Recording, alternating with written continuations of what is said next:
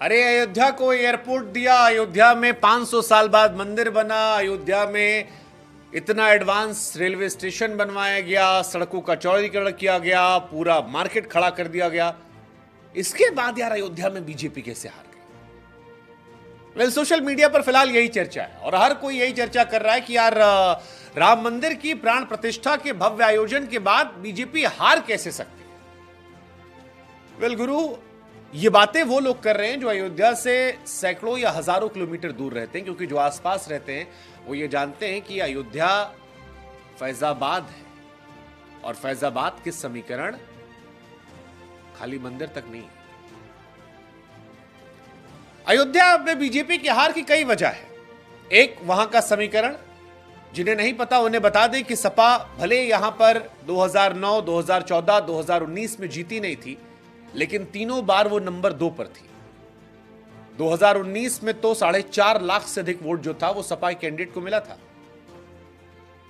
इसके अलावा भी मुद्दे, राम मंदिर को जरूरत से तवज्जो दे देना, बाकी स्थानीय मुद्दे भूल जाना, लल्लू सिंह का वो बयान जिसमें कह देना कि भैया आपकी बार 400 पार होगा तो बदल देंगे संविधान, अखिलेश यादव का मुसलमानों को एकजुट करना, अखिलेश यादव का जातीय समीकरण को सही साधना, सपा के प्रत्याशी का अपनी जात के लोगों का पूरा वोट लाना और लल्लू सिंह का सिर्फ मोदी जी के नाम पर वोट मांगना, खुद ना जाना, बीजेपी का ओवर कॉन्फिडेंस में होना।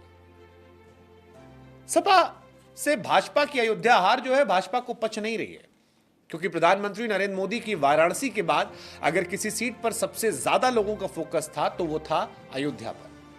योगी आदित्यनाथ ने 3-3 जनसभाएं की थी, लेकिन इसके बावजूद सपा के अवधेश प्रसाद ने 54,567 वोटों से भाजपा के लल्लू सिंह को हराया।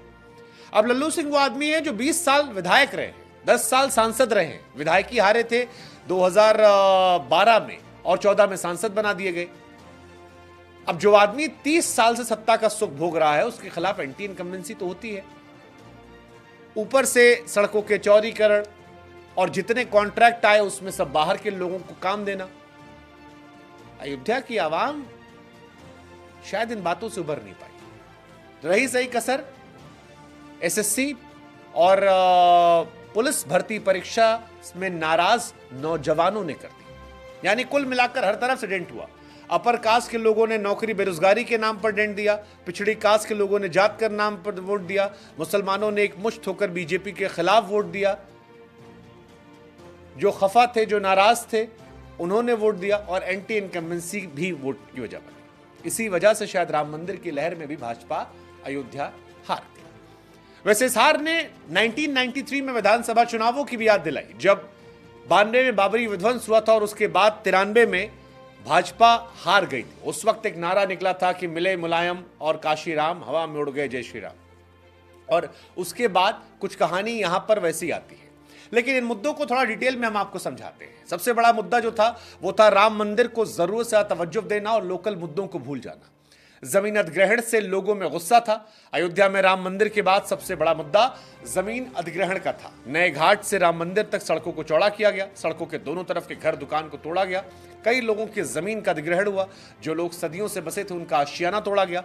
और कई जानकारी मानते हैं कि अयोध्या के विकास के लिए जिस तरह से जमीनों का अधिग्रहण हुआ उसको लेकर लोग काफी खफा थे, नाराज थे।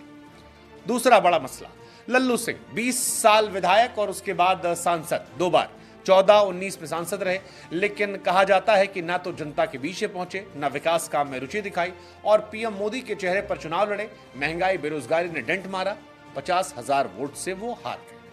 लल्लू सिंह का बयान एक बड़ा विषय रहा। लल्लू सिंह ने कह दिया था कि भाजपा को 400 सीट इसलिए चाहिए क्योंकि संविधान बदलना है। राहुल और अखिलेश ने इसको सबके सामने रखा, कहा अगर भाजपा 400 पार गई तो संविधान बदल दिया जाएगा। बाबा साहेब स्वयं भी उतर आए तो वे संविधान नहीं बदलेंगे, अगर ये चाहिए आपको तो फिर बीजेपी को हद में रखना होगा। जनता ने हद में रख दिया। अपोजिशन की स्ट्रेटजी भी कमाल की थी। शहर से ज्यादा ग्रामीण इलाकों में फोकस किया गया। अयोध्या के ग्रामीण इलाकों पर फोकस अखिलेश ने रखा। चुनावी जनसभाएं की मिल्कीपुर में, बीकापुर में और ग्रामीण क्षेत्रों की तहसील में। ये चुनाव जो थे ये महत्वपूर्ण रहे। अखिलेश ने राम मंदिर पर टिप्पणी नहीं की क्योंकि ग्रामीणों को शहर में हो रही परेशानियों से वाकिफ करवाना था और मंदिर पर टिप्पणी ना करके उन्होंने उस विषय को छेड़ा नहीं जिससे हिंदू मुसलमान नहीं हुआ। जमीन अधिग्रहण मुआवजा, युवाओं को नौकरी जैसे भावनात्मक मुद्दों को जोड़ा